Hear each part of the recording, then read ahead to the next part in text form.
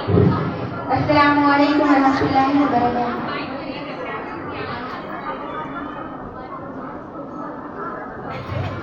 खुदा महशर में पूछेगा, गुजारी जिंदगी कैसी, लरज़ उठूंगा मैं और खौफ होगा मुझ पे तब तारी।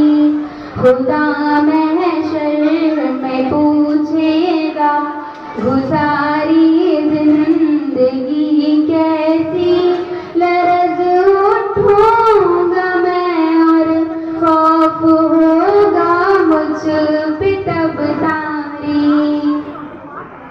मैं गफलत में गुनाह करता रहा अफसोस, लेकिन अब मगर अफसोस का अब कोई भी बनता नहीं मतलब, मुझे भी मौत लेने आ गई। अब क्या करूँगा मैं अंधेरी कब्र में, अब किस तरह तन्हा रहूँगा मैं। खुदा महशर में पूछेगा, गुजारी जिंदगी कैसी, लरज़ उठूंगा मैं और खौफ होगा मुझ पे तब तारी।